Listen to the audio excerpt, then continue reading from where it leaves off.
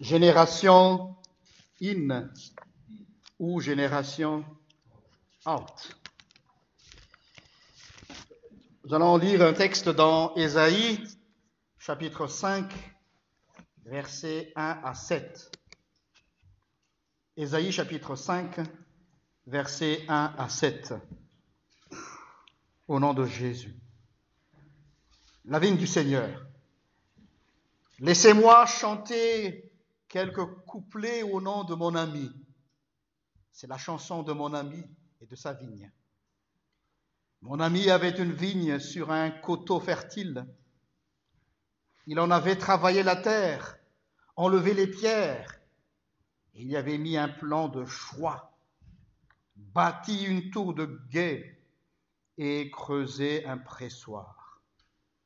Il espérait que sa vigne produirait de beaux raisins, mais elle n'a rien donné de bon. Eh bien, dit mon ami, vous qui habitez Jérusalem, vous les gens de Juda, c'est à vous de juger entre ma vigne et moi. Que faire de plus pour elle que je n'ai déjà fait? J'espérais d'elle de beaux raisins. Elle n'a rien donné de bon. Pourquoi? Maintenant, je veux vous dire ce que je vais faire à ma vigne. J'arracherai la haie qui l'entoure, et les troupeaux y brouteront. J'abattrai son mur de clôture, et les passants la piétineront. Je ferai d'elle un terrain vague. Personne pour la tailler, personne pour l'entretenir. Épinérons y pousseront, et l'interdirai aux nuages de laisser tomber la pluie sur elle. La vigne du Seigneur de l'univers, c'est la nation d'Israël. La plantation qui lui plaisait tant, c'est le peuple de Juda. Le Seigneur espérait d'eux qu'ils respecteraient le droit, mais c'est partout injustice et passe-droit. Ils escomptaient la loyauté, mais c'est partout cri de détresse et déloyauté. Amen. Chers amis, l'Éternel a toujours une façon originale, je trouve, selon moi, de s'adresser à son peuple. Surtout quand il veut lui faire un reproche ou faire quelques ajustements. Notre Dieu, il a un tact magnifique. Un tact qui ne blesse pas la personne, tout en donnant le vrai message, la correction qu'il veut faire comprendre. Comme ici, dans notre péricope aujourd'hui, le prophète, lui, il a fait un chant pour s'adresser au peuple d'Israël. Vous imaginez un prophète qui chante. Et ce n'est pas tout. Non seulement il fit un chant, mais l'approche qui a été faite est interpellante. Il a fait une sorte d'histoire avec une invitation à répondre à une question. Et cette question posée par le prophète sous une forme de chant amène la population, le peuple qui était là, à faire un constat sur lui-même. Ce n'est pas le prophète qui fait un constat, c'est l'auditeur qui se fait un constat. Auto-évaluation en écoutant le chant. Intéressant comme système de communication. Ce chant, normalement, devrait être un chant des vendangeurs. Les vendangeurs, quand ils sont dans les vignes, avec beaucoup de gaieté, de joie. Ils sont tous en liesse, foulant la vigne dans le pressoir, et ils chantent. Et c'est ça que le prophète a pris. Et nous connaissons les ambiances qui règnent dans les vignes, même ici en Europe, ce qui se passe pendant les vendanges.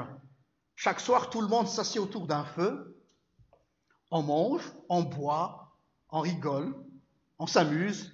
Et c'est justement à ce moment-là, après le repas, que le prophète prend son instrument et commence à chanter. Donc tout le monde était vraiment attentif au prophète. Ce n'était pas au moment d'un culte au temple, comme aujourd'hui, mais lors d'un moment festif. Et c'est précisément à ce moment-là que Ésaïe a pris la parole. Et vu le contenu du chant qu'il a fait, on peut dire que le message était quand même assez triste. Pourtant, c'est un moment festif. Mais les gens étaient attentifs, ils étaient à l'écoute. Et moi, en préparant cette méditation dominicale, j'ai constaté que finalement, je trouve que le message de la Bible n'a jamais été ringard comme on le croit. On a souvent la tendance de croire à cela. L'Éternel sait parler aux gens en utilisant des chants, des petites histoires qui font réfléchir, mais avec un message clair et net qui va tout droit au cœur, sans ambiguïté. Le style du message d'Ésaïe est similaire, je crois, à la façon dont Nathan, rappelez-vous du prophète Nathan, qui un jour est venu vers David pour dire ses péchés. Il s'est adressé à David pour lui déclarer les 4 vérités sur les fautes que le roi David a commises. C'était quoi? Prendre la femme d'Uri par ruse et faire assassiner indirectement l'époux devant la bataille. Je ne sais pas, est-ce que vous vous rappelez de cette histoire-là? Nathan avait inventé une jolie petite histoire. Et le roi, qui est un poète, un artiste, il était « Ah, c'est bien comme histoire ». Il avait inventé une jolie petite histoire, comme on fait aux enfants, au culte des enfants, bien sûr. Or, il s'adresse à un grand roi, celui qui a vaincu Goliath, le géant. Ça, il faut se rappeler aussi. Il faut oser quand même. Pour résumer l'histoire, voilà ce qu'il a dit. Il y avait 2 hommes, cher roi, l'un riche et l'autre pauvre. Le riche avait des brebis et des bœufs en très grand nombre, mais le pauvre n'avait rien du tout sauf une petite brebis qu'il avait achetée. Et ce pauvre l'avait même considérée comme sa propre fille, puisqu'elle mangeait avec son maître. Il donnait son pain. Mais un beau jour, un voyageur est passé. C'était le riche. Et il voulait se nourrir, il avait faim. Et quand il avait faim, il a vu la brebis du pauvre et il l'a voulu prendre pour son repas. Juste par caprice. En entendant cela, le roi David est fou furieux qui se leva de son trône. Il dit « Injustice ! Présentez-moi ce monsieur, je vais le mettre à mort. » Et là, Nathan a rigolé. « C'est toi, ce monsieur, cher roi. » Mais ce qu'il ne savait pas, c'est juste une petite histoire racontée pour lui faire comprendre dans sa chair à quel point il a fait du mal. C'est lui-même qui a fait le constat par lui-même. Et c'est ça la vraie repentance. C'est pas juste de dire pardonne-moi Seigneur, comme une récitation, comme on le fait chaque jour avant de se coucher parce qu'on a peur d'aller en enfer. Mais c'est vraiment une conscientisation profonde. C'est injuste ce qui s'est passé. Et là, je trouve, chers amis, que le but du message est réussi. C'est lorsque les gens ressentent en eux, au fond d'eux-mêmes, ce qu'ils ont fait sont dégueulasses. Le message est compris. Ce n'est pas un discours moralisant, non. Le prophète n'est pas là pour donner une leçon de morale, pas du tout. Il est venu pour apporter une glace. Regarde-toi. C'est toi ça. Ce n'est pas un discours de morale, mais c'est vraiment une expérience de vie. Et c'est exactement la même chose qu'Ésaïe avait fait ici. Une fois que ces vendangeurs étaient rassasiés de nourriture, rassasiés de bon vin, à la limite un peu ivre, le message qu'adressait le prophète à travers ce chant et cette petite histoire donne un sentiment de révolte. Ils viennent de constater par eux-mêmes que ce beau vin qu'ils sont en train de boire risquerait de ne plus être reproduit, car il y a une mise en garde de dégradation de la qualité. Oui, vous êtes en train de vous enivrer avec ce beau vin, mais demain il n'y en aura plus, puisque ce vin, les raisins, ne sont plus de bonne qualité. Et donc ils sont quelque part inquiets et soucieux de cela. Mais au final, le message du prophète ne concerne pas du tout la vigne, mais c'était une façon d'aborder le sujet. On appelle ça en théologie un accrochage pour capter l'attention des gens. Le prophète semble faire un constat, une évaluation, que ce peuple d'Israël ne cesse de regresser de génération en génération. Verset 7. La maison d'Israël et les hommes de Juda, c'est le plan qu'ils chérissaient, dit l'Éternel. Il espérait l'équité et voici le crime, la justice et voici les cris des victimes. C'est le constat amer que Dieu faisait. Le prophète déplore la dégradation du royaume d'Israël après David. Parce que celui-ci, David, lui, c'était le beau plan de Dieu. Celui-ci, malgré ses faiblesses, il se souciait de la justice et de l'équité en Israël. Je vais vous donner un exemple concret au temps de David. Il a préservé les fils de Saül, Saül qui se dressait comme son ennemi, et il a gardé tous ses fils. Pourtant, ce dernier l'en voulait. Les fils de Saül mangeaient tout de même à la table de David pendant qu'il régnait. Vous voyez quel genre d'individu est ce monsieur.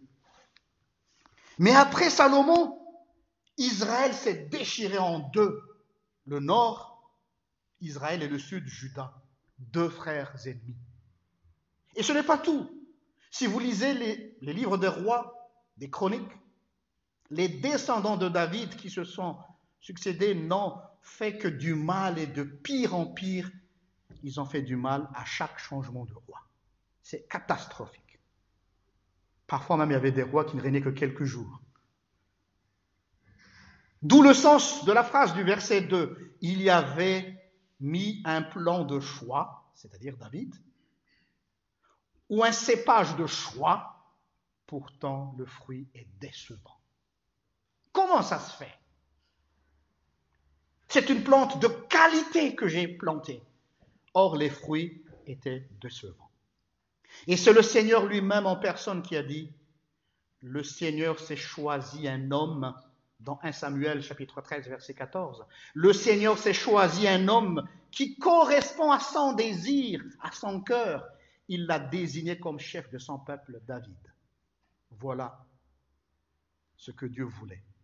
Et même l'Éternel, lui, il a promis que son règne durera éternellement. Mais qu'est-ce qui s'est passé après? Et c'est pour cette raison que le prophète, au verset 4, rapporte la tristesse du Seigneur, en voyant ce que les descendants de David sont devenus. Le peuple d'Israël, ce peuple en fait de cette élection, de ce choix de Dieu, comme rien du tout. Le constat que l'Éternel fait est très frappant quand il parle de « Quand j'espérais qu'elle produirait des raisins, a-t-elle produit des fruits puants ?» C'est dur. Dieu qui est déçu. C'est là le grand problème de ce peuple d'Israël. Tout ce que l'Éternel a fait pour lui, semble devenir un obstacle pour avoir la foi et reconnaître son Dieu. Et nous pouvons voir cela avec l'échange que Jésus avait fait avec les pharisiens qui se déclaraient qu'ils n'étaient pas les fils d'esclaves, en faisant allusion à Ismaël, fils d'une esclave égyptienne. Ils étaient orgueilleux en se disant qu'ils étaient les héritiers légaux d'Abraham. Mais voici ce que Jésus avait répondu. Je vous le déclare, que Dieu peut utiliser les pierres que voici pour en faire des descendants d'Abraham. Alors, s'ils étaient vraiment des enfants d'Abraham, disait Jésus, ils devaient croire en lui. Oui, c'est un peuple à la nuque raide, comme dit les Saintes Écritures. Et pourtant, même si Dieu avait fait ces déclarations qui marquaient sa tristesse, le Seigneur reste fidèle. Il reste fidèle à la parole qu'il a dit à David. Ton règne durera éternellement. C'est toujours dans ce livre d'Ésaïe, chers frères et sœurs, que le Seigneur dit aussi, je protégerai quand même Jérusalem et je la sauverai parce que je suis Dieu et par fidélité à David, mon serviteur. Moi, je tiens à ça.